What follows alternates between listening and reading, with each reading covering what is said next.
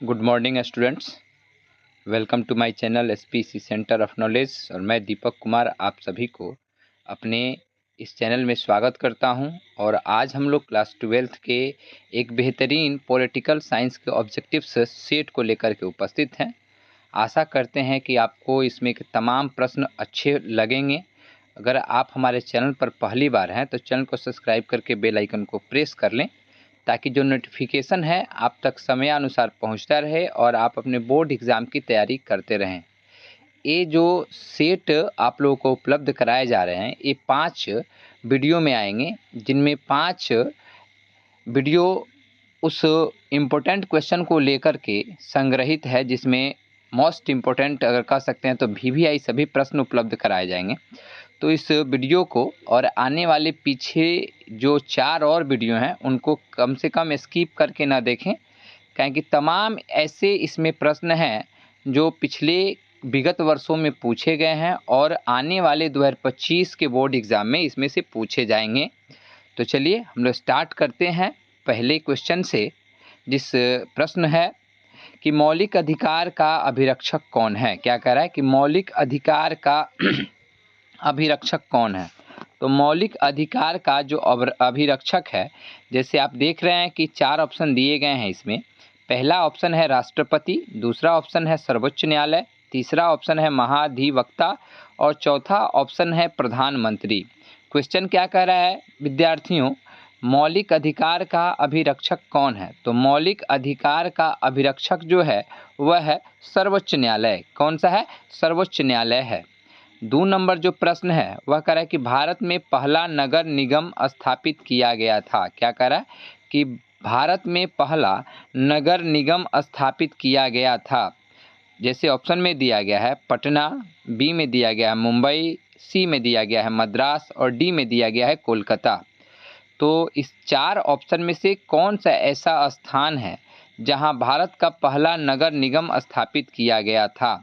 तो भारत का पहला नगर निगम जो था वह 1688 ईस्वी में स्थापित किया गया था। और कहाँ किया गया था? तो मद्रास में किया गया था। यहाँ 2 प्रश्नों का उत्तर हमने आपको बताया कि अगर पूछा जाए कि कब स्थापित किया गया था तो 1688 ईस्वी में किया गया था। और कहाँ किया गया था? तो मद्रास में किया गया था। 3 नंबर जो प्रश्न है वह कह रहा है कि भारतीय संविधान के किस भाग को संविधान की आत्मा कहा जाता है। क्या कह रहा है कि भारतीय संविधान के किस भाग को संविधान की आत्मा कहा जाता है। ऑप्शन ए में कहा गया है प्रस्तावना, ऑप्शन बी में कहा गया है मौलिक अधिकार, ऑप्शन सी में कहा गया है निर्देशक सिद्धांत और ऑप्शन डी में कहा गया है कि इनमें से कोई नहीं। तो इसका सही जवाब जो है भारतीय संविधान के किस भाग को संविधान की आत्मा कहा जाता है, इसका सही जवाब हो जाएगा प्रस्तावना को, अर्थात ए जो ऑप्शन है इसका सही हो जाएगा। 4 नंबर जो प्रश्न है विद्यार्थियों, कह रहा है कि भारतीय संविधान में कितने मौलिक कर्तव्य हैं। क्या कह रहा है कि भारतीय संविधान में कितने मौलिक कर्तव्य हैं। तो भारतीय संविधान में अगर बात की जाए तो 2002 के अनुसार 86वें जो संविधान संशोधन हुआ था उसके अनुसार जो मौलिक कर्तव्य है वह 11 है। कितना है? मौलिक कर्तव्य जो है 11 है। आगे हम लोग बढ़ते हैं और तमाम ऐसे सभी प्रश्नों को हम लोग सॉल्व करेंगे जी, जो आपके बोर्ड एग्ज़ाम से रिलेटेड हैं। तो चलिए 5 नंबर जो प्रश्न है, क्या कह रहा है 5 नंबर प्रश्न कि ग्राम कचहरी का प्रधान कौन होता है। क्या कह रहा है कि ग्राम कचहरी का प्रधान कौन होता है। ऑप्शन ए में कहा गया है सरपंच, ऑप्शन बी में कहा गया है मुखिया, ऑप्शन सी में कहा गया है वार्ड सदस्य और ऑप्शन डी में कहा गया है इनमें से कोई नहीं। यहाँ पे ग्राम कचहरी पूछा गया है। क्या पूछा गया है? ग्राम कचहरी। तो ग्राम कचहरी का जो प्रधान होता है वह कहलाता है सरपंच। अगर ग्राम पंचायत पूछता तो यहाँ पर आता मुखिया। क्या आता? मुखिया। तो यहाँ पे पूछा गया है कि ग्राम कचहरी का प्रधान कौन होता है। तो ग्राम कचहरी का जो प्रधान होता है वह कहलाता है सरपंच।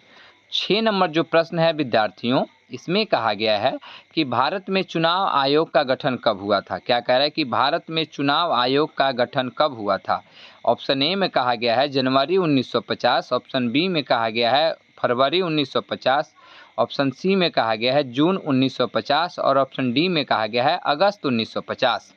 तो भारत में चुनाव आयोग का जो गठन था वह हुआ था 25 जनवरी 1950 को। कब हुआ था? 25 जनवरी 1950 को। डेट बता दें हम आपको कि 25 जनवरी 1950 को चुनाव आयोग का गठन हुआ था। अगला 7 नंबर जो प्रश्न है वह कह रहा है कि भारत का संविधान किस वर्ष अंगीकृत किया गया। यहाँ पूछा गया है कि अंगीकृत किया गया, क्या कहा गया है कि भारत का संविधान किस वर्ष अंगीकृत किया गया, लागू नहीं बल्कि अंगीकृत किया गया था, जिस समय संविधान के 5 जो अनुच्छेद हैं वह लागू हो चुके थे। तो भारत का संविधान जो है वह वर्ष 1949 में ही लागू अंगीकृत किया गया था। क्या किया गया था? 1949 में अंगीकृत किया गया था। चलिए आगे जो देखते हैं हम लोग, कह रहे हैं कि मिजोरम किस वर्ष भारत संघ का राज्य बना। क्या कह रहा है कि मिजोरम किस वर्ष भारत संघ का राज्य बना। ऑप्शन ए में कहा गया है 1986, ऑप्शन बी में कहा गया है 1987, ऑप्शन सी में कहा गया है 1988 और ऑप्शन डी में कहा गया है 1985। तो मिजोरम जो था वह भारत संघ का राज्य बना था 20 फरवरी 1988 के दिन। किस दिन को? तो 20 फरवरी 1988 के दिन मिजोरम जो है भारत संघ का राज्य बना। चलिए आगे बढ़ते हैं और आगे के तमाम ऐसे प्रश्नों को हम लोग सॉल्व करेंगे जो आपके परीक्षा के दृष्टिकोण से होंगे। चलिए 9 नंबर जो क्वेश्चन कर रहा है वह कह रहा है कि किसी भी राज्य की विधानसभा की अधिकतम अनुज्ञेय सदस्य संख्या की सीमा है, यानी किसी भी विधानसभा में अधिकतम संख्या कितनी होनी चाहिए सदस्यों की, 400, 425, 500 सदस्य या फिर 545। तो किसी भी विधानसभा की अधिकतम जो सदस्यों की संख्या है वह 500 से ज़्यादा जो है वह नहीं होनी चाहिए। तो यहाँ पे हो जाएगा 500। चलिए आगे बढ़ते हैं हम लोग और 10 नंबर जो प्रश्न है कि भारत के राष्ट्रपति की स्थिति तुलनात्मक दृष्टि से निम्नलिखित में से किसके समान है। यानी यहाँ पे देश पूछा गया है, कह रहा है कि भारत के राष्ट्रपति की स्थिति तुलनात्मक दृष्टि से निम्नलिखित में से किसके समान है। अमेरिकी राष्ट्रपति के समान है या कनाडा के गवर्नर जनरल के समान है, ऑप्शन सी कह रहा है ब्रिटिश महारानी के समान है या ऑप्शन डी कह रहा है कि सोवियत संघ के राष्ट्रपति के समान है। तो यहाँ पे जाहिर सा इसका सही एकदम अगर देखा जाए तो ब्रिटिश महारानी के समान भारत के जो राष्ट्रपति की स्थिति है उसका तुलनात्मक दृष्टि से एकदम समान माना गया है। 11 नंबर प्रश्न कर रहा है कि भारत मुख्यतः एकात्मक राज्य है, इस विचार का प्रतिपादक हैं कौन है। यानी यह किनका विचार था कि भारत मुख्यतः एकात्मक राज्य जो है। यहाँ जैसे ऑप्शन में कहा गया है डी बसु, ऑप्शन बी में कहा गया जी.एन. जोशी, ऑप्शन सी में कहा गया मॉरिस जोन्स और ऑप्शन डी में कहा गया है केसी वियर। तो जो इसका डी नंबर ऑप्शन जो है केसी वियर यह सही होगा, क्योंकि इन्होंने ही कहा था भारत मुख्यतः एकात्मक राज्य के समान है। जो 12 नंबर प्रश्न है विद्यार्थियों उसको देखते हैं हम लोग। 12 नंबर जो प्रश्न है वह कह रहा है कि विधान परिषद का सदस्य निर्वाचित होने के लिए न्यूनतम आयु क्या है। क्या पूछा गया है कि विधान सदस्य अर्थात विधान परिषद सदस्य निर्वाचित होने के लिए न्यूनतम आयु क्या होनी चाहिए, 18 वर्ष, 20 वर्ष, 21 वर्ष या 30 वर्ष। तो जो वोटिंग का जो हम लोग का है कि हम कितने वर्ष की आयु में जो मतदान कर सकते हैं उसके लिए सरकार निर्देशित किया है 18 वर्ष। लेकिन यहाँ पे पूछा गया है कि विधान परिषद का सदस्य निर्वाचित होने के लिए कम से कम कितना आयु होना चाहिए। तो इसका सही जवाब हो जाएगा ऑप्शन डी 30 वर्ष। चलिए आगे बढ़ते हैं और आगे के तमाम ऐसे प्रश्नों को हम लोग सॉल्व करेंगे जो आप लोग अपने बोर्ड परीक्षा में बेहतर तरीके से लिख सकें। चलिए 13 नंबर जो प्रश्न है कह रहा है कि निम्नलिखित में से कौन एक न्याय का प्रकार है। क्या कह रहा है कि निम्नलिखित में से कौन एक न्याय का प्रकार है। जैसे ऑप्शन ए में कहा गया है कानूनी न्याय, ऑप्शन बी में कहा गया है राजनीतिक न्याय, ऑप्शन सी में कहा गया है आर्थिक न्याय और ऑप्शन डी में कहा गया है इनमें से सभी।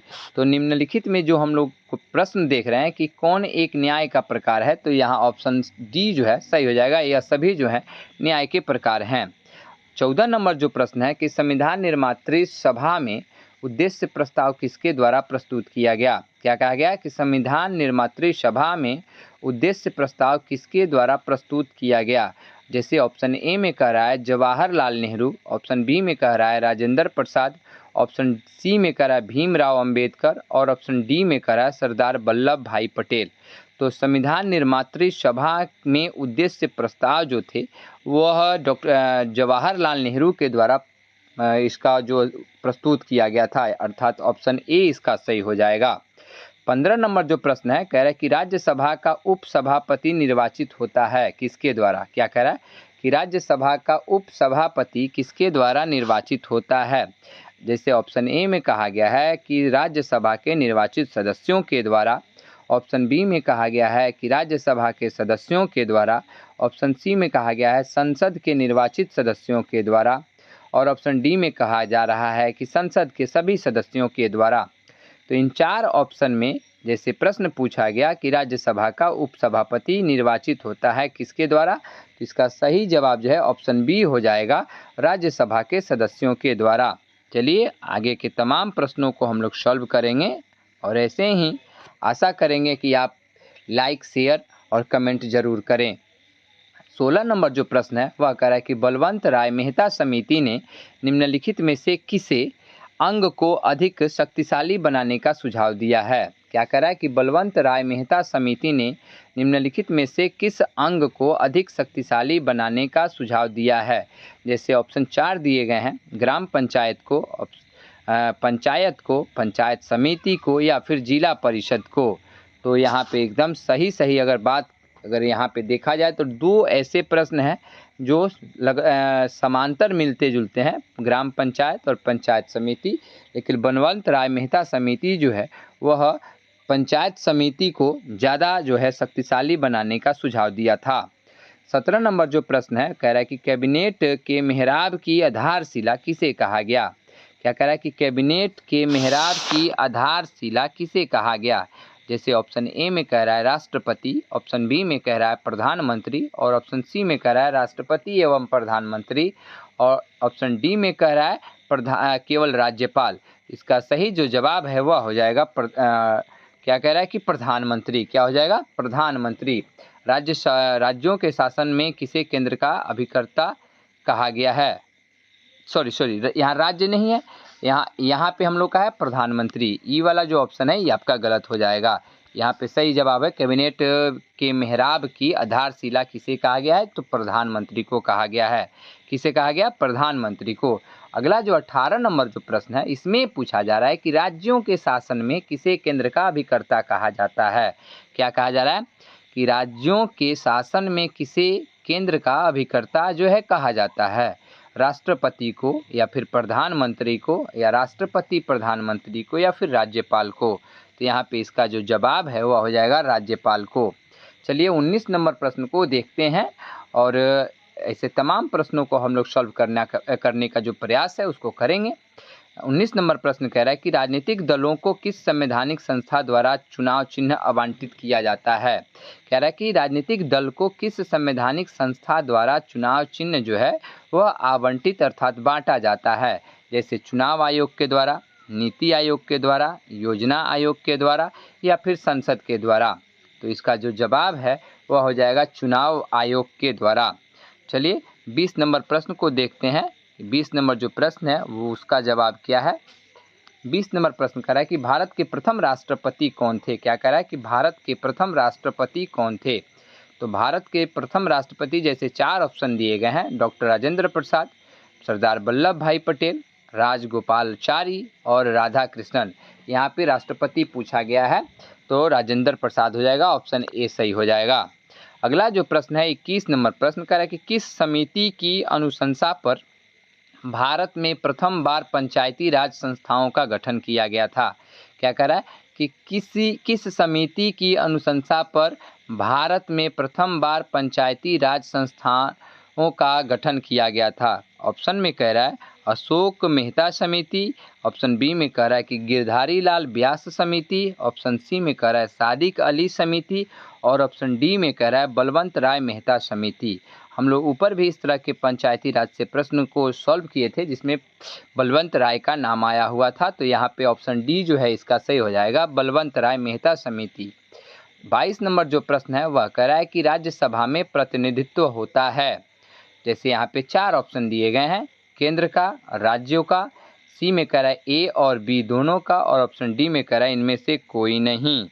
तो क्या कह रहा है कि राज्यसभा में प्रतिनिधित्व होता है किसका, केंद्र का या फिर राज्यों का। तो इसका सही जवाब हो जाएगा राज्यों का, बी नंबर इसका सही हो जाएगा।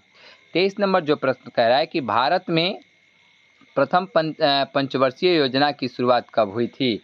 क्या कह रहा है कि भारत में प्रथम पंचवर्षीय योजना की शुरुआत कब हुई थी।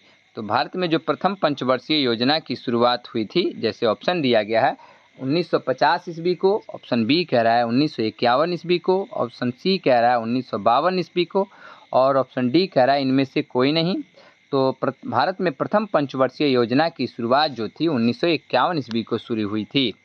चलिए 24 नंबर प्रश्न देख रहे हैं हम लोग, और 24 नंबर प्रश्न कह रहा है कि योजना आयोग कौन सा निकाय था। क्या कह रहा है कि योजना आयोग कौन सा निकाय था। जैसे 4 ऑप्शन दिए गए हैं, संवैधानिक निकाय, बी कह रहा है कि गैर संवैधानिक निकाय, ऑप्शन सी कह रहा है कि व्यक्तिगत निकाय, और ऑप्शन डी कह रहा है कि इनमें से कोई नहीं।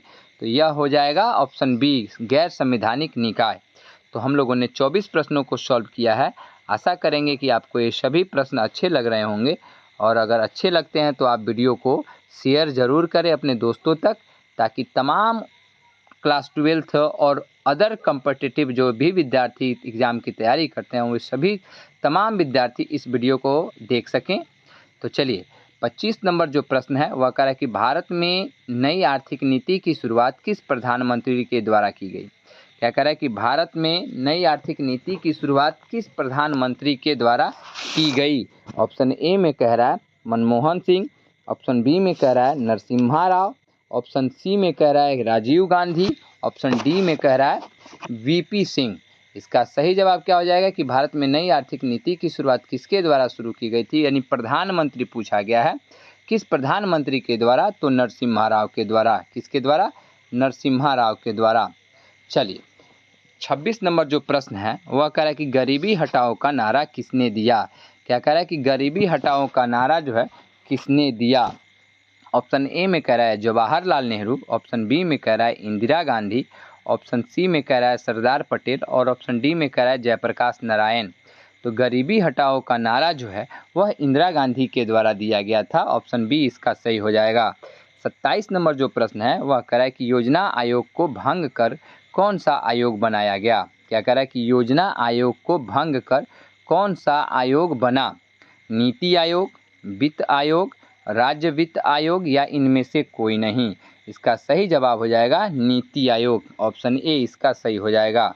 28 नंबर जो प्रश्न है वह कह रहा है कि योजना आयोग की स्थापना कब हुई थी। क्या कह रहा है कि योजना आयोग की स्थापना जो है कब हुई थी। 4 ऑप्शन दिए गए हैं। पहला ऑप्शन जो है 1950 ईस्वी, दूसरा ऑप्शन बी कह रहा है कि 1952 ईस्वी, सी कह रहा है 1955 ईस्वी, और डी कह रहा है 1960 ईस्वी। तो योजना आयोग की जो स्थापना थी वह हुई थी 15 मार्च को। कब हुई थी, 15 मार्च 1950 ईस्वी को। ऑप्शन ए जो है इसका सही जवाब हो जाएगा। हमने आपको डेट और यानी देख सकते हैं तारीख, महीना और ईस्वी को भी दर्शा दिया है, अर्थात 15 मार्च 1950 ईस्वी को योजना आयोग की स्थापना की गई थी। चलिए आगे बढ़ते हैं और आगे के तमाम ऐसे प्रश्नों को सॉल्व करेंगे। तब तक हम आपसे यही कहेंगे कि अगर आप हमारे चैनल पर नए हैं तो उस चैनल को सब्सक्राइब कर लें, बेल आइकन को प्रेस कर लें, नोटिफिकेशन आप तक पहुंचता रहेगा। 29 नंबर जो प्रश्न है वह कह रहा है कि मनरेगा कार्यक्रम की शुरुआत किसके शासनकाल में हुई। क्या कह रहा है कि मनरेगा कार्यक्रम की शुरुआत किसके शासनकाल में हुई। ऑप्शन ए में कह रहा है अटल बिहारी वाजपेयी, ऑप्शन बी में कह रहा है इंद्र कुमार गुजराल, ऑप्शन सी में कह रहा है मनमोहन सिंह, और ऑप्शन डी में कह रहा है कि एच.डी. देवगौड़ा। तो मनरेगा कार्यक्रम की जो शुरुआत थी वह मनमोहन सिंह के द्वारा हुआ था। किसके द्वारा हुआ था, तो मनमोहन सिंह के द्वारा मनरेगा कार्यक्रम की शुरुआत हुई थी। अगर साल को देखा जाए तो 2 फरवरी सन 2006 ईस्वी को मनरेगा कार्यक्रम की शुरुआत हुई थी। अगर राज्य पूछा जाए तो आंध्र प्रदेश में सबसे पहली बार हुआ था। कहाँ हुआ था, आंध्र प्रदेश में सबसे पहली बार 2 फरवरी 2006 ईस्वी को मनमोहन सिंह के द्वारा मनरेगा कार्यक्रम की शुरुआत हुई थी। यहाँ पे तमाम हमने आपको प्रश्नों का जवाब बताया कि मनरेगा कार्यक्रम अगर पूछा जाए किसके द्वारा शुरू किया गया तो मनमोहन सिंह के द्वारा, कब शुरू किया गया? तो 2 फरवरी 2006 ईस्वी को शुरू किया गया। और सबसे पहले भारत के किस राज्य में शुरू किया गया? तो आंध्र प्रदेश में। और जिला पूछा जाए तो अनंतपुर जिला में किया गया था। तो यहाँ पे हमने आपको लगभग 4 से 5 प्रश्नों को जवाब बताया है। आप इसको अच्छे तरीके से एक बार याद कर लें कि मनरेगा कार्यक्रम की शुरुआत सबसे पहले कहाँ हुई? तो आंध्र प्रदेश में। किस जिले में? तो अनंतपुर में। अगर आपसे ईस्वी और तारीख पूछा जाए तो 2 फरवरी सन 2006 ईस्वी को किसके शासनकाल में हुआ था? तो मनमोहन सिंह के शासनकाल में हुआ था। तो चलिए ऐसे तमाम प्रश्नों को हम लोग सॉल्व करेंगे। ठीक, 30 नंबर जो प्रश्न है, कह रहा है कि भारत में विदेशी नीति के संचालक हैं कौन है? क्या कह रहा है कि भारत में विदेशी नीति के संचालक हैं।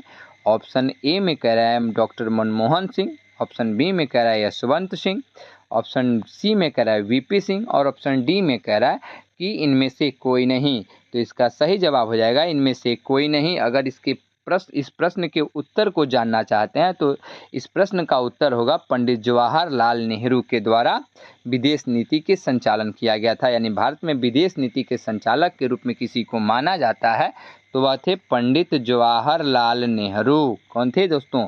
तो पंडित जवाहरलाल नेहरू। अगला 31 नंबर जो प्रश्न है, कह रहा है कि भाखड़ा नांगल परियोजना स्थित है। क्या कह रहा है कि भाखड़ा नांगल परियोजना स्थित है गंगा नदी पर, कावेरी नदी पर, सतलज नदी पर या सिंधु नदी पर? तो भाखड़ा नांगल जो परियोजना है वह पंजाब के सतलज नदी पर स्थित है। ऑप्शन सी जो है इसका सही जवाब हो जाएगा। चलिए तमाम ऐसे प्रश्नों को हम लोग देखते चलेंगे। अभी 32 नंबर प्रश्न को हम लोग सॉल्व करने का प्रयास करेंगे। कह रहे कि भारतीय संसद में महिलाओं को कितने प्रतिशत आरक्षण देने की मांग की गई है? क्या कह रहा है कि भारतीय संसद में महिलाओं को कितने प्रतिशत आरक्षण देने की मांग की गई है? ऑप्शन ए में कह रहा है 25%, ऑप्शन बी में कह रहा है कि 30%, ऑप्शन सी में कह रहा है 33% और ऑप्शन डी में कह रहा है कि 35%। तो भारतीय संसद में महिलाओं को अगर आरक्षण देने की प्रतिशत में बात की जाए तो वह है 33%। ऑप्शन सी इसका सही जवाब हो जाएगा। अब चलिए 33 नंबर प्रश्न को देखते हैं हम लोग। कह रहा है कि पंचायत व्यवस्था किस देश में स्थापित की गई है? क्या कह रहा है कि पंचायत व्यवस्था किस देश में स्थापित की गई है? बांग्लादेश, पाकिस्तान, नेपाल या भूटान? 4 ऑप्शन दिए गए हैं कि पंचायत व्यवस्था किस देश में स्थापित किए गए हैं। ऑप्शन ए में कह रहा है बांग्लादेश, ऑप्शन बी में कह रहा है पाकिस्तान, ऑप्शन सी में कह रहा है नेपाल और ऑप्शन डी में कह रहा है भूटान। तो इसका सही जवाब हो जाएगा नेपाल। ऑप्शन सी इसका सही जवाब हो जाएगा। अगला जो 34 नंबर जो प्रश्न है विद्यार्थियों, वह कह रहा है कि क्षेत्रवाद का एक कुपरिणाम है, अर्थात जो क्षेत्रवाद है वह अपनाने से कौन सा परिणाम हमें कुपरिणाम प्राप्त होता है? ए में कह रहा है कि अपने क्षेत्र से लगाव, ऑप्शन बी में कह रहा है अलगाववाद और ऑप्शन सी में कह रहा है राष्ट्रीय एकता और ऑप्शन डी में कह रहा है कि राष्ट्रीय हित। तो इसका सही जवाब जो है वह हो जाएगा अलगाववाद। ऑप्शन बी इसका सही जवाब हो जाएगा। 35 नंबर प्रश्न कह रहा है कि सिक्किम भारत का सहवर्ती राज्य कब बना था? क्या कह रहा है कि सिक्किम भारत का सहवर्ती राज्य कब बना? ए में कह रहा है 1974, बी में कह रहा है 1975, सी में कह रहा है 1978 और ऑप्शन डी में कह रहा है 1976। इसका सही जवाब हो जाएगा 1975। चलिए आगे बढ़ते हैं और आगे के तमाम ऐसे प्रश्नों को हम लोग सॉल्व करने का प्रयास करेंगे जो आपके बोर्ड एग्जाम में आने वाले हैं। 36 नंबर जो प्रश्न है वह कह रहा है कि किस भारतीय राज्य का अपना संविधान है? क्या कह रहा है कि किस भारतीय राज्य का अपना संविधान है? मणिपुर का है, नागालैंड का है, हिमाचल प्रदेश का है या फिर जम्मू कश्मीर का है? तो इसका डायरेक्टली जो अगर आंसर देखा जाए तो जम्मू कश्मीर हो जाएगा। चलिए अगला जो क्वेश्चन है 37 नंबर जो क्वेश्चन कह रहा है कि केशवानंद भारतीवाद में सर्वोच्च न्यायालय ने किस विषय पर निर्णय दिया? क्या कह रहा है कि केशवानंद भारतीवाद में सर्वोच्च न्यायालय ने किस विषय पर निर्णय दिया? ऑप्शन ए में कह रहा है कि संसद मौलिक अधिकारों में संशोधन नहीं कर सकती है, ऑप्शन बी में कह रहा है कि क्षतिपूर्ति का सिद्धांत, ऑप्शन सी में कह रहा है कि संसद संविधान के मूल ढांचे को संशोधित नहीं कर सकती है और ऑप्शन डी कह रहा है कि बैंक राष्ट्रीयकरण अधिनियम। यहाँ पे ऑप्शन सी जो है इसका सही जवाब हो जाएगा कि संसद जो है संविधान के मूल ढांचे को संशोधित नहीं कर सकती है। सी नंबर ऑप्शन इसका सही हो जाएगा। 38 नंबर जो प्रश्न है वह कह रहा है कि सर्वप्रथम किस राज्य, क्या कह रहा है कि सर्वप्रथम किस राज्य में महिलाओं को पंचायतों में 50% आरक्षण दिया गया है। क्या कह रहा है कि सर्वप्रथम किस राज्य में महिलाओं को पंचायतों में 50% का आरक्षण जो है दिया गया है। ए में कह रहा है पश्चिम बंगाल, बी में कह रहा है गुजरात, सी में कह रहा है बिहार और डी में कह रहा है तमिलनाडु। इसका सही जो जवाब है वह हो जाएगा बिहार, ऑप्शन सी इसका सही हो जाएगा। चलिए आगे बढ़ते हैं और आगे के तमाम ऐसे प्रश्नों को हम लोग हल करने का प्रयास करेंगे जो विद्यार्थियों को परीक्षा में आने वाले हैं। चलिए 39 नंबर जो क्वेश्चन है विद्यार्थियों, उसमें पूछा गया है कि द्वितीय विश्व युद्ध कितने समय तक चला था। क्या कह रहा है कि द्वितीय विश्व युद्ध कितने समय तक चला था। तो द्वितीय विश्व युद्ध की शुरुआत सन 1939 में हुई थी और इसकी समाप्ति जो थी वह 1945 में हुआ था। तो इस तरह से देखा जाए तो 6 वर्ष जो था द्वितीय विश्व युद्ध का समय जो था वह था। 40 नंबर जो प्रश्न कर रहा है कि दक्षिण एशिया का सबसे बड़ा देश कौन सा है। क्या कह रहा है कि दक्षिण एशिया का सबसे बड़ा देश कौन सा है। अफगानिस्तान है, पाकिस्तान है, भारत है या फिर बांग्लादेश है। तो दक्षिण एशिया का सबसे बड़ा देश जो है वह भारत है, ऑप्शन सी इसका सही जवाब हो जाएगा। चलिए 41 नंबर जो प्रश्न है उसको सॉल्व करने का हम लोग प्रयास करेंगे। कह रहा है कि किस देश ने भारत पर आक्रमण कर पंचशील का उल्लंघन किया। क्या कह रहा है कि किस देश ने भारत पर आक्रमण कर पंचशील का उल्लंघन किया। तो सन 1962 में चीन ने भारत पर आक्रमण करके क्या किया कि पंचशील का उल्लंघन किया। सन 1962 और चीन, इसको याद कर लेंगे। अगर पंचशील का उल्लंघन किस देश ने किया तो चीन। कब किया तो 1962। चलिए 42 नंबर जो प्रश्न है उसमें पूछा जा रहा है कि भारत तथा पाकिस्तान के बीच 1972 ईस्वी में कौन सा समझौता पर हस्ताक्षर हुआ। क्या कह रहा है कि भारत तथा पाकिस्तान के बीच 1972 ईस्वी में कौन से समझौते पर हस्ताक्षर हुए। तो 1972 ईस्वी में जो समझौता हुआ था वह था शिमला समझौता। कौन था, शिमला समझौता। तो हम लोगों ने 42 प्रश्नों को सॉल्व करने का प्रयास किया है। आशा करेंगे कि आपको यह वीडियो जो है अच्छा लग रहा होगा। चलिए ऐसे अभी तमाम हमारे पास प्रश्न है, अभी लगभग 60 के आसपास प्रश्न हैं विद्यार्थियों। तो आपसे यह मेरा आग्रह है कि इस वीडियो को स्किप करके जो है ना देखें और तमाम प्रश्नों को आप जो है सॉल्व होते हुए देखें, याद करें, इसको बढ़िया से याद करें ताकि जो है आपके बोर्ड एग्ज़ाम में बेहतर ढंग से लिखा जा सके। चलिए हम लोग आगे की तरफ बढ़ते हैं और 43 नंबर से प्रश्न जो है फिर शुरुआत होगा हम लोगों का। आशा करेंगे कि सब विद्यार्थी जो है सभी प्रश्नों को अच्छे तरीके से समझ रहे होंगे। और मैं यह भी कहना चाहूँगा कि आप अपने दोस्तों तक इस वीडियो को ज़रूर शेयर करें ताकि उन लोगों को भी इस प्रकार के सभी प्रश्न जो हैं आसानी से प्राप्त हो सके, अपने बोर्ड एग्ज़ाम की बेहतर तैयारी कर सकें। कह रहा है कि मैक मोहन रेखा कहाँ है। क्या कह रहा है कि मैक मोहन रेखा कहाँ है। ऑप्शन ए में कह रहा है जम्मू कश्मीर, ऑप्शन बी में कह रहा है अरुणाचल प्रदेश, ऑप्शन सी में कह रहा है उत्तर प्रदेश और ऑप्शन डी में कह रहा है कि असम। तो मैक मोहन रेखा जो है भारत और चीन के सीमा रेखा पर है, तो वह अरुणाचल प्रदेश है। कहाँ है, अरुणाचल प्रदेश में है। चलिए 44 नंबर जो प्रश्न है कह रहा है कि ताशकंद समझौता पर 10 जनवरी 1996 को किनके द्वारा हस्ताक्षर किया गया। क्या कह रहा है कि ताशकंद समझौता पर 10 जनवरी 1966 को किनके द्वारा हस्ताक्षर किया गया। ऑप्शन ए में कह रहा है कि अयूब खान और लाल बहादुर शास्त्री, ऑप्शन बी में कह रहा है ZA भुट्टो यानी बेनजीर अली भुट्टो और लाल बहादुर शास्त्री, ऑप्शन सी में कह रहा है अयूब खान और जवाहरलाल नेहरू और ऑप्शन डी में कह रहा है कि इनमें से कोई नहीं।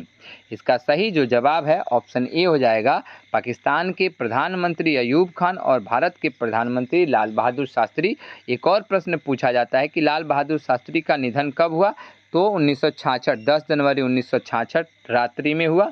और पूछा जाता है कि किस समझौते के में हुआ, तो ताशकंद समझौता।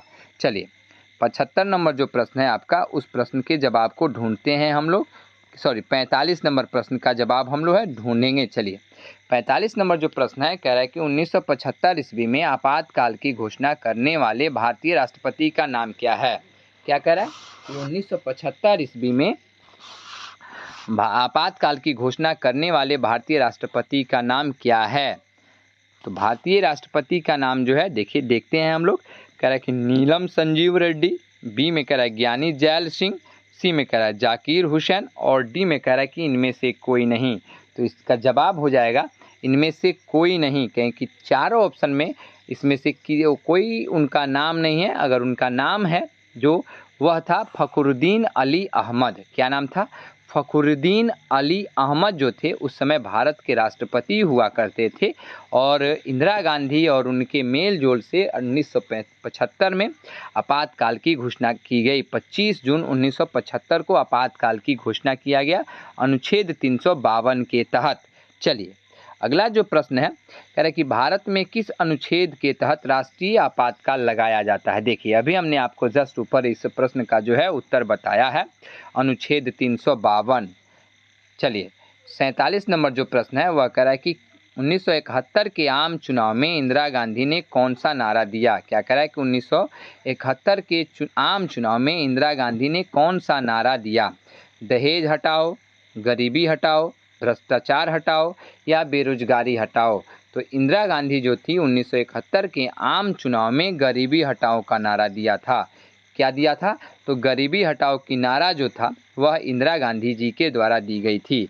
चलिए आगे के तमाम हम लोग प्रश्नों को ऐसे ही सॉल्व करेंगे। तब तक आप हमारे चैनल को सब्सक्राइब करके बेल आइकन को प्रेस कर लें, लाइक करें, शेयर करें, कमेंट करें। अगला जो 48 नंबर जो प्रश्न है कह रहा है कि भारत में प्रतिबद्ध नौकरशाही के विचार का समर्थन जो है वह किसने किया? क्या कह रहा है कि भारत में प्रतिबद्ध नौकरशाही के विचार का जो समर्थन है वह किसने किया? राजेंद्र प्रसाद, जवाहरलाल नेहरू, लाल बहादुर शास्त्री या इंदिरा गांधी। तो इसका सही जो जवाब है वह हो जाएगा जवाहरलाल नेहरू। क्या हो जाएगा? जवाहरलाल नेहरू। 49 नंबर जो प्रश्न है विद्यार्थियों उसमें पूछा गया है कि सुभाष चंद्र बोस का जन्म कब हुआ था? क्या कह रहा है कि सुभाष चंद्र बोस का जन्म कब हुआ था?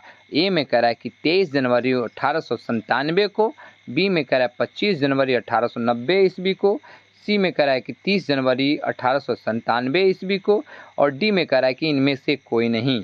इसका सही जवाब हो जाएगा 23 जनवरी 1897 ईस्वी को हमारे देश के नेताजी कहे जाने वाले सुभाष चंद्र बोस का जन्म हुआ था। चलिए 50 नंबर जो प्रश्न है उसको देखते हैं कि जनसंघ के संस्थापक कौन थे? क्या कह रहा है कि जनसंघ के संस्थापक कौन थे? अटल बिहारी वाजपेयी जी थे या लाल कृष्ण आडवाणी थे या श्यामा प्रसाद मुखर्जी थे या पंडित दीनदयाल उपाध्याय थे? तो इसका सही जो जवाब है वह हो जाएगा श्यामा प्रसाद मुखर्जी। चलिए 51 नंबर जो प्रश्न है उसको देखते हैं हम लोग। कह रहा है कि आणविक अप्रसार संधि पर हस्ताक्षर कब हुआ? क्या कह रहा है कि आणविक अप्रसार संधि पर हस्ताक्षर कब हुआ? ए में कह रहा है 1966, बी में कह रहा है 1967, सी में कह रहा है 1968 और डी में कह रहा है 1969। इसका सही जो जवाब है वह हो जाएगा 1968। तो चलिए आगे के तमाम ऐसे प्रश्नों को हम लोग सॉल्व करेंगे और आप हमारे चैनल में बने रहिए। चलिए 52 नंबर जो प्रश्न है कह रहा संविधान, भारत के संविधान में कुल कितने अध्याय हैं? क्या कह रहा है कि भारत के संविधान में कुल कितने अध्याय हैं? यहाँ पे दिया गया है 16, 22, 24 और 25। तो यहाँ पे सिंपली सा है कि भारतीय संविधान के 22 भाग हैं। चलिए यानी 22 अध्याय हैं। 53 नंबर जो प्रश्न है कह रहा है कि राज्य के राज्यपाल को कौन नियुक्त करता है? क्या कह रहा है कि राज्य के राज्यपाल को कौन नियुक्त करता है? यहाँ पे जैसे ऑप्शन में दिया गया है मुख्यमंत्री, बी में कह रहा है प्रधानमंत्री, सी में कह रहा है राष्ट्रपति और डी में कह रहा है प्रतिपक्ष नेता।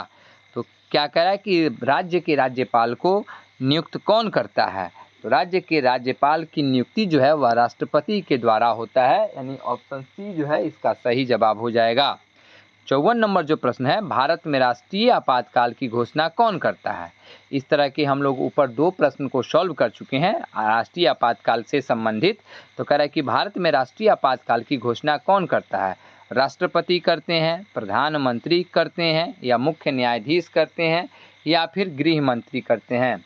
तो भारत कहा जाए कि भारत में राष्ट्रीय आपातकाल की घोषणा जो है वह राष्ट्रपति के द्वारा की जाती है। चलिए 55 नंबर प्रश्न को सॉल्व करने का प्रयास करेंगे हम लोग। कह रहा है कि 55 नंबर जो प्रश्न है कि माउंटेन मैन की उपाधि किसने दी गई, यानी किसे दी गई है। क्या कह रहा है कि माउंटेन मैन की उपाधि किसे दी गई है। मेघा पाटकर को, सुंदरलाल बहुगुणा को, दशरथ मांझी को, या फिर अन्ना हजारे को। माउंटेन मैन के नाम से विख्यात जो है वह है दशरथ मांझी। चलिए आगे बढ़ेंगे और आगे जो तमाम प्रश्न हैं उन सभी प्रश्नों को हम लोग सॉल्व करेंगे। 56 नंबर जो प्रश्न है विद्यार्थियों, उसमें पूछा गया है कि राज्यसभा का सभापति होता है। क्या कह रहा है कि राज्यसभा का सभापति होता है कौन। राष्ट्रपति, उपराष्ट्रपति, या प्रधानमंत्री, या मुख्य न्यायाधीश। तो राज्यसभा का जो सभापति होता है वह होता है उपराष्ट्रपति। चलिए 57 नंबर जो प्रश्न है उसको देखते हैं और उसमें पूछा गया है कि भारत में किस तरह की दलीय व्यवस्था है। क्या कह रहा है कि भारत में किस तरह की दलीय व्यवस्था है। तो भारत में किस तरह की दलीय व्यवस्था है यह बहुत बार प्रश्न को पूछा जा चुका है।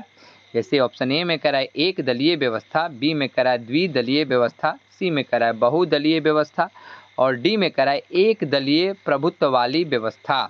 इसका सही जवाब हो जाएगा सी, बहुदलीय व्यवस्था है। भारत में बहुदलीय व्यवस्था है। 58 नंबर जो प्रश्न है कि नागा नेशनल काउंसिल का नेता कौन था। क्या कह रहा है कि नागा नेशनल काउंसिल का नेता कौन था। अगाथा संगमा था, पी.ए. संगमा थे, या लाल देंगा थे, या अंगापी जापू फिजा थे। ऑप्शन डी जो है इसका सही हो जाएगा। अंगापी जापू फिजा जो थे वह नागा नेशनल काउंसिल का नेता था। चलिए आगे बढ़ते हैं और 59 और 60 जो प्रश्न है उसको हम लोग सॉल्व करने का प्रयास करेंगे। 59 में कहा गया है कि शीत युद्ध का अंत कब हुआ। क्या कह रहा है कि शीत युद्ध का अंत कब हुआ। जैसे 1991, 1891, 2001 या 2002। तो यहाँ सही जवाब हो जाएगा 1991। चलिए जो 60 नंबर प्रश्न है इसमें पूछा जा रहा है कि G7 का आशय दुनिया के किन देशों से है। G7 का जो आशय है दुनिया के किन देशों से है। विकासशील देशों से है, या विकसित देशों से है, या विकासशील और विकसित दोनों देशों से है। इसका सही जवाब हो जाएगा विकसित देशों से है। चलिए अभी हम लोग आगे बढ़ेंगे। अभी 40 प्रश्न हम लोग के पास शेष बचे हुए हैं, तो इन 40 प्रश्नों को हम लोग सॉल्व करने का प्रयास करेंगे। चलिए 61 नंबर जो प्रश्न है उसको हम लोग सॉल्व करने का प्रयास करते हैं। 61 नंबर प्रश्न, चलिए 61 नंबर जो प्रश्न है विद्यार्थियों उसको हम लोग देखते हैं कि 61 नंबर प्रश्न में क्या पूछा गया है। 61 नंबर प्रश्न कह रहा है कि शीत युद्ध के संबंध में निम्न में से कौन सा कथन सही नहीं है। क्या कह रहा है कि शीत युद्ध के संबंध में निम्न में से कौन सा कथन सही नहीं है। ए में कह रहा है दो महाशक्तियों के बीच विचारों की होड़, बी में कह रहा है कि अमेरिका, सोवियत संघ और उनके मित्र देशों के बीच प्रतिस्पर्धा, सी में कह रहा है कि शस्त्रीकरण की होड़, और डी में कह रहा है कि संयुक्त राज्य अमेरिका और सोवियत संघ युद्ध में सम्मिलित। तो इसका सही जवाब जो है ऑप्शन डी हो जाएगा कि इस युद्ध में जो थे मात्र दो ही देश सम्मिलित थे, संयुक्त राज्य अमेरिका और सोवियत संघ रूस। चलिए 62 नंबर जो प्रश्न है उसमें पूछा गया है कि सोवियत संघ का विघटन कब हुआ। जस्ट अभी हम लोग ऊपर इस प्रश्न को सॉल्व किए थे 1991 से रिलेटेड जो था। तो सोवियत संघ का जो विघटन था वह 25 दिसंबर या 26 दिसंबर ऐसे कहा जाता है 1991 ईस्वी में इसका विघटन जो था वह हुआ था। चलिए 63 नंबर जो प्रश्न है उसको देखते हैं हम लोग। कह रहा है कि विश्व राजनीति के दो ध्रुव कौन कौन थे। क्या कह रहा है कि विश्व राजनीति के दो ध्रुव कौन कौन थे। भारत और चीन, अमेरिका और सोवियत संघ, सी कह रहा है जर्मनी और जापान, और डी कह रहा है ब्रिटेन और फ्रांस। तो विश्व राजनीति के दो ध्रुव जो थे वह अमेरिका और सोवियत संघ थे। चलिए 64 नंबर प्रश्न को हम लोग देखते हैं। 64 नंबर प्रश्न क्या कह रहा है। 64 नंबर प्रश्न कह रहा है कि व्लादिमीर लेनिन का संबंध किससे था। क्या कह रहा है कि व्लादिमीर लेनिन का संबंध किससे था। सोवियत संघ से था, अमेरिका से था, ब्रिटेन से था, या जर्मनी से था। इसका सही जवाब हो जाएगा सोवियत संघ। चलिए 65 नंबर जो प्रश्न है कह रहा है कि स्टालिन संविधान लागू हुआ। क्या कह रहा है कि स्टालिन संविधान कब लागू हुआ। 1936 ईस्वी में, 1924 ईस्वी में, 1977 ईस्वी में, या 1999 ईस्वी में। तो स्टालिन संविधान जो था वह 5 दिसंबर 1936 ईस्वी को लागू हुआ था। 5 दिसंबर 1936 ईस्वी को स्टालिन संविधान लागू हुआ था। चलिए अगला जो 66 नंबर प्रश्न है, कह रहा है कि पोलैंड में सॉलिडेरिटी आंदोलन का नेतृत्व किसने किया। पोलैंड में सॉलिडेरिटी आंदोलन का नेतृत्व किसने किया। लेच वलेसा ने, ब्रेजनेव ने, मार्शल टीटो ने या गोमुल्का ने। इसका सही जवाब हो जाएगा लेच वलेसा ने। लेच वलेसा ने किया था। चलिए 67 नंबर प्रश्न कह रहा है कि किसने सामरिक भागीदारी का सुझाव रखा। क्या कह रहा है कि किसने सामरिक भागीदारी का सुझाव रखा। अमेरिकी राष्ट्रपति क्लिंटन ने, रूसी राष्ट्रपति पुतिन ने, भारतीय प्रधानमंत्री वाजपेयी ने या चीनी राष्ट्रपति जेमिन ने। इसका सही जवाब हो जाएगा रूसी राष्ट्रपति पुतिन ने। चलिए ऐसे तमाम प्रश्नों को अभी हम लोग को सॉल्व करना है। तो चलिए बढ़ते हैं 68, 69, 70, 71 तमाम प्रश्न अभी बचे हुए हैं। 68 नंबर जो प्रश्न है वह कह रहा है कि 1991 में सोवियत संघ के विघटन के उपरांत कौन सा देश महाशक्ति के रूप में उभरा। 2 ही देश थे, 2 देशों में तो एक देश का क्या हो गया, विघटन हो गया। एक था रूस, एक था अमेरिका। तो यहाँ जाहिर सी बात है कि अमेरिका जो था वह विश्व पटल पे सबसे महाशक्ति के रूप में उभरा। चलिए 69 नंबर प्रश्न कह रहा है कि शॉक थेरेपी को अपनाया गया कब। क्या कह रहा है कि शॉक थेरेपी को कब अपनाया गया। 1990 ईस्वी में, 1991 ईस्वी में, 1989 ईस्वी में या 1992 ईस्वी में। तो शॉक थेरेपी को 1990 ईस्वी में अपनाया गया। अगला प्रश्न है कि अमेरिका के किस राष्ट्रपति की शांति का नोबेल पुरस्कार प्रदान किया गया था। यानी अमेरिका के किस राष्ट्रपति को शांति का नोबेल पुरस्कार जो था वह प्रदान किया गया था। बराक ओबामा साहब को, बिल क्लिंटन को, जॉर्ज बुश को या इनमें से कोई नहीं। तो जो शांति का नोबेल पुरस्कार था वह बराक ओबामा को प्रदान किया गया था। चलिए आगे 71, 72 और आगे के तमाम ऐसे प्रश्नों को हम लोग सॉल्व करने का प्रयास करेंगे। 71 नंबर जो प्रश्न है कह रहा है कि कुवैत को किस राज्य के अवैध चुंगल से मुक्त कराया गया। क्या कह रहा है कि कुवैत को किस राज्य के अवैध चुंगल से मुक्त कराया गया। ऑप्शन ए में कह रहा है इराक, ऑप्शन बी में कह रहा है ईरान, ऑप्शन सी में कह रहा है पाकिस्तान और ऑप्शन डी में कह रहा है सोवियत संघ। इसका सही जो जवाब है वह हो जाएगा इराक। क्या हो जाएगा दोस्तों, इराक। इराक के चुंगल से करा कि मुक्त कराया गया। चलिए अगला प्रश्न 72 कि किस राज्य में मदरसे चल रहे हैं जहां तालिबान को आतंकवाद का शिक्षण का एवं प्रशिक्षण दिया जाता है। कह रहा है कि किस राज्य में मदरसे चल रहे हैं जहां तालिबान को आतंकवाद का शिक्षण एवं प्रशिक्षण दिया जाता है। ऑप्शन ए में अफगानिस्तान, बी में पाकिस्तान, सी में ईरान और डी में इराक। सही जवाब हो जाएगा अफगानिस्तान। क्या हो जाएगा, अफगानिस्तान। चलिए 73 नंबर जो प्रश्न है वह कह रहा है कि 2003 ईस्वी में अमेरिका ने किस देश पर हमला किया। क्या कह रहा है कि 2003 ईस्वी में अमेरिका ने किस देश पर हमला किया। यहाँ पे 4 ऑप्शन दिए गए हैं, कुवैत, इराक, ईरान और तेहरान। तो इसका सही जवाब हो जाएगा ईरान। क्या हो जाए, सॉरी इराक। क्या हो जाएगा, इराक जो है इसका सही जवाब हो जाएगा। चलिए 74 नंबर प्रश्न कह रहा है कि समाजवादी बाजारी अर्थव्यवस्था किस देश में स्थापित हुई। क्या कह रहा है कि समाजवादी बाजारी अर्थव्यवस्था किस देश में स्थापित हुई। सोवियत संघ में, पोलैंड में, चीन में या क्यूबा में। इसका सही जवाब जो है क्या हो जाएगा दोस्तों कि सोवियत संघ, पोलैंड, चीन या क्यूबा। तो इसका सही जो जवाब है ऑप्शन सी हो जाएगा चीन में। चलिए आगे के उन सभी तमाम प्रश्नों को हम लोग सॉल्व करेंगे। अभी वीडियो में बने रहिए और आराम से सभी प्रश्नों को धीरे धीरे एक एक करके देखिए ताकि आपको सभी प्रश्न जो है समझ में आ जाए।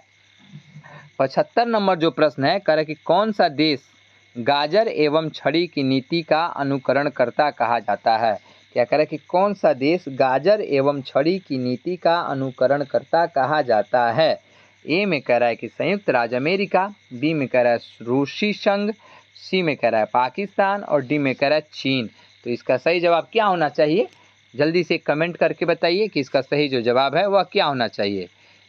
इसका जो सही जवाब है वह क्या होना चाहिए दोस्तों, तो जल्दी से आप अपने कमेंट में इसका उत्तर दीजिए कि इसका सही जवाब जो है वह क्या होना चाहिए। मेरे ख्याल से तो इसका जो जवाब है वह डी होना चाहिए, चीन। आपका देखते हैं जवाब कौन से विद्यार्थी का क्या आता है। चलिए 76 नंबर जो प्रश्न है उसमें कह रहा है कि निम्नलिखित में से कौन सा देश आसियान का सदस्य नहीं है। क्या कह रहा है कि निम्नलिखित में से कौन सा देश आसियान का सदस्य नहीं है।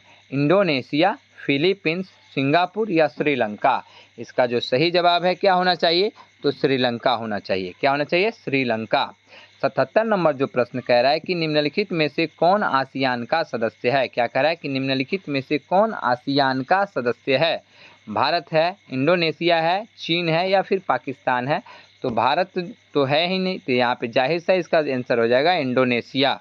चलिए आगे बढ़ते हैं और 78 नंबर जो क्वेश्चन है उसको हम लोग सॉल्व करते हैं। 78 नंबर प्रश्न क्या कह रहा है कि निम्नलिखित में से कौन सा देश आसियान का सदस्य नहीं है। यहाँ पे फिर वही प्रश्न कि निम्नलिखित में से कौन सा देश आसियान का सदस्य नहीं है। मलेशिया है, इंडोनेशिया है, थाईलैंड है। तो यहाँ पे इसका आंसर हो जाएगा भारत जो है आसियान का सदस्य नहीं है। चलिए आगे बढ़ते हैं और आगे के तमाम ऐसे प्रश्नों को हम लोग धीरे धीरे सॉल्व करने का प्रयास करेंगे। अभी जो हम लोग का 79 नंबर जो प्रश्न है इसको हम लोग सॉल्व करते हैं। 79 नंबर जो प्रश्न कह रहा है कि दक्षिण एशियाई देशों में सैनिक शासन सबसे पहले किस राज्य में स्थापित हुआ। क्या कह रहा है कि दक्षिण एशियाई देशों में सैनिक शासन सबसे पहले किस राज्य में स्थापित हुआ। श्रीलंका, नेपाल, पाकिस्तान या भूटान। तो यहाँ इसका आंसर जो है वह हो जाएगा पाकिस्तान। क्या हो जाएगा, पाकिस्तान। क्या हो जाएगा दोस्तों, पाकिस्तान। 80 नंबर जो प्रश्न है वह कह रहा है कि दक्षिण एशिया में कौन सा धर्म सापेक्ष राज्य है। क्या कह रहा है कि दक्षिण एशिया में कौन सा धर्म सापेक्ष राज्य है। भारत है, पाकिस्तान है, श्रीलंका है या भूटान है। तो दक्षिण एशिया में धर्म सापेक्ष राज्य जो है वह पाकिस्तान है। कौन है, पाकिस्तान है। चलिए 81 नंबर जो प्रश्न है वह कह रहा है कि निम्नलिखित में से कौन सा देश सार्क का सदस्य नहीं है। क्या कह रहा है कि निम्नलिखित में से कौन सा देश जो है सार्क का सदस्य नहीं है। पाकिस्तान है, भारत है, नेपाल है या थाईलैंड है। इसका सही जो जवाब है वह थाईलैंड है। ऑप्शन डी इसका सही हो जाएगा। 82 नंबर जो प्रश्न है कि सार्क का मुख्यालय कहाँ है। सार्क का मुख्यालय कहाँ है। इस्लामाबाद, भारत, भूटान या काठमांडू। तो सार्क का मुख्यालय जो है वह काठमांडू में है। कहाँ है, काठमांडू में है। इसमें 8 देश शामिल हैं और इसकी स्थापना जो थी वह 17 जनवरी सन 1987 ईस्वी को हुआ था। चलिए आगे बढ़ते हैं और आगे के तमाम ऐसे प्रश्नों को हम लोग सॉल्व करने का प्रयास करेंगे।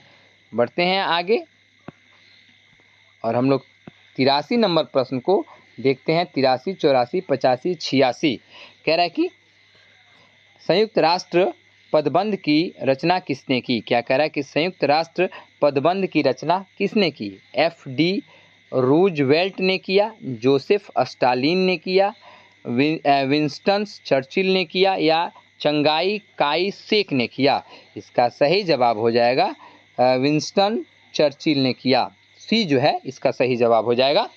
84 नंबर जो प्रश्न कह रहा है विद्यार्थियों, इसमें पूछा जा रहा है कि किसी गैर सरकारी संगठन को तदर्थ मान्यता कौन दे सकता है। क्या कह रहा है, किसी गैर सरकारी संगठन को तदर्थ मान्यता कौन दे सकता है।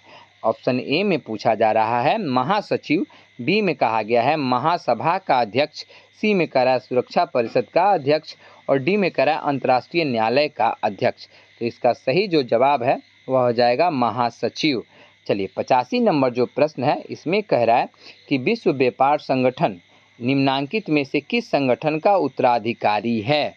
क्या कह रहा है कि विश्व व्यापार संगठन निम्नांकित में से किस संगठन का उत्तराधिकारी है। ए में कह रहा है कि general agreement on trade and tariff, B में कह रहा है राष्ट्र संघ की परिषद, सी में कह रहा है विश्व स्वास्थ्य संगठन और डी में कह रहा है संयुक्त राष्ट्र विकास कार्यक्रम। इसका सही जो जवाब है ऑप्शन ए हो जाएगा general agreement on trade and tariff. चलिए 86 नंबर प्रश्न जो है कह रहा है कि संयुक्त राष्ट्र संघ की स्थापना कब हुई थी। क्या कह रहा है कि संयुक्त राष्ट्र संघ की स्थापना कब हुई थी। देखिए तो संयुक्त राष्ट्र संघ की स्थापना जो थी वह 1945 ईस्वी में हुआ था। डेट अगर पूछा जाए तो 24 अक्टूबर, कब, तो 24 अक्टूबर सन 1945 को कैलिफोर्निया में हुआ था। कहाँ हुआ था, कैलिफोर्निया में 24 अक्टूबर 1945 ईस्वी को संयुक्त राष्ट्र संघ की स्थापना हुई थी। चलिए आगे बढ़ते हैं और आगे के तमाम ऐसे ही प्रश्नों को हम लोग सॉल्व करेंगे। तो अभी 86 नंबर जो प्रश्न है वह कह रहा है कि भारत द्वारा दूसरा सफल परमाणु परीक्षण कब किया गया। क्या कह रहा है कि भारत द्वारा दूसरा सफल परमाणु परीक्षण कब किया गया। तो भारत द्वारा दूसरा जो सफल परमाणु परीक्षण था वह सन 1998 ईस्वी में किया गया था और राजस्थान के पोखरण में किया गया था। कहाँ किया गया था? तो राजस्थान के पोखरण में सन 1998 ईस्वी में भारत का दूसरा सफल परमाणु परीक्षण किया गया था। 88 नंबर प्रश्न कह रहा है कि 9 उपनिवेशवाद पदबंध किसने गढ़ा। क्या कह रहा है कि 9 उपनिवेशवाद पदबंध किसने गढ़ा। मिस्र के कर्नल नासिर ने, भारत के जवाहरलाल नेहरू ने, घाना के एन क्रुमाह ने या चीन के माओ जेनदुंग ने। इसका सही जो जवाब है वह हो जाएगा कि घाना के एन क्रुमाह ने। चलिए 89 नंबर जो प्रश्न है उसको देखते हैं हम लोग। कह रहा है कि शांति निर्माण की विधि का प्रयोग सबसे पहले कहाँ हुआ। क्या कह रहा है कि शांति निर्माण की विधि का प्रयोग सबसे पहले कहाँ हुआ। कोरिया के युद्ध में, खाड़ी के युद्ध में, कांगो के गृह युद्ध में या इराक के युद्ध में। तो इसका सही जवाब हो जाएगा कांगो के युद्ध में। 90 नंबर जो प्रश्न है कह रहा है कि भारत का वायु प्रदूषित नगर है। क्या कह रहा है कि भारत का वायु प्रदूषित नगर है बम्बई है, कोलकाता है, कानपुर है या सभी नगर है। तो भारत के सभी नगर जो है वह वायु प्रदूषित नगर हैं। अगला जो प्रश्न है कि निम्नलिखित में से कौन एक पर्यावरणविद नहीं है। सुनीता नारायण, मेधा पाटेकर, आर.के. पचौरी या अरविंद केजरीवाल। तो यहाँ पे डी नंबर ऑप्शन सही हो जाएगा, अरविंद केजरीवाल। चलिए अभी हम लोग आगे बढ़ेंगे और आगे के तमाम ऐसे प्रश्नों को सॉल्व करने का प्रयास करेंगे। तो अभी 92 से हम लोग प्रश्न की शुरुआत करते हैं। कह रहा है कि वैश्विक ताप वृद्धि में किस देश को सबसे अधिक खतरा है। क्या कह रहा है कि वैश्विक ताप वृद्धि में किस देश को सबसे अधिक खतरा है। ऑप्शन ए में कह रहा है मालदीव, बी में कह रहा है बांग्लादेश, सी में कह रहा है भारत और डी में कह रहा है पाकिस्तान। इसका सही जो जवाब हो जाएगा मालदीव। 93 नंबर जो प्रश्न है कह रहा है कि किस कमेटी की रिपोर्ट पर भारत सरकार ने पर्यावरण विभाग स्थापित किया। क्या कह रहा है कि किस कमेटी पर भारत सरकार ने पर्यावरण विभाग स्थापित किया। ए में कह रहा है तिवारी कमेटी, बी में कह रहा है सिंधवी कमेटी, सी में कह रहा है संघानम कमेटी और डी में कह रहा है स्वर्ण सिंह कमेटी। इसका सही जवाब हो जाएगा तिवारी कमेटी। 94 नंबर जो प्रश्न है कह रहा है कि वैश्वीकरण के बारे में कौन सा कथन सही है। क्या कह रहा है कि वैश्वीकरण के बारे में कौन सा कथन जो है सही है। ए में कह रहा है कि वैश्वीकरण सिर्फ आर्थिक परिघटना है, बी में कह रहा है कि वैश्वीकरण की शुरुआत 1991 ईस्वी में हुई थी, सी में कह रहा है कि वैश्वीकरण और पश्चिमीकरण समान है, डी में कह रहा है वैश्वीकरण एक बहुआयामी परिघटना है। तो इसका जो डी नंबर ऑप्शन है यह सही हो जाएगा, वैश्वीकरण एक बहुआयामी परिघटना है। चलिए आगे बढ़ते हैं और आगे के 95 प्रश्न 95, 96 और 97 नंबर जो प्रश्न है उसको सॉल्व करने का हम लोग प्रयास करेंगे। 95 नंबर जो प्रश्न है कह रहा है कि वी.एस. नायपाल कौन थे। क्या कह रहा है कि वी.एस. नायपाल कौन थे। नोबेल पुरस्कार विजेता थे, व्यापारी थे, इंजीनियर थे या फिर मजदूर नेता थे। तो वी.एस. नायपाल जो थे वह नोबेल पुरस्कार विजेता थे। 96 नंबर जो प्रश्न है उसमें कहा गया कि विश्वव्यापी आर्थिक संकट किस वर्ष आरंभ हुआ था। क्या कह रहा है कि विश्वव्यापी जो आर्थिक संकट है वह किस वर्ष जो है प्रारंभ हुआ था। सन 1914 ईस्वी में या 1922 ईस्वी में या 1929 ईस्वी में या फिर 1927 ईस्वी में। तो इसका सही जो जवाब है वह हो जाएगा सन 1939 से लेकर के 40। इसमें से चारों में से कोई नहीं दिया गया है, लेकिन इसका अगर हम बात करें तो 1929 ईस्वी इसका सही हो जाएगा। चलिए अभी हम लोग 97 नंबर जो प्रश्न है इसको हम लोग सॉल्व करने का प्रयास करेंगे। इस 97 नंबर जो प्रश्न है वह क्या कह रहा है। 97 नंबर प्रश्न कह रहा है कि नई अखिल भारतीय सेवाएं स्थापित करने की दृष्टि से विशेष महत्व किसका है। क्या कह रहा है कि नई अखिल भारतीय सेवाएं स्थापित करने की दृष्टि से विशेष महत्व किसका है।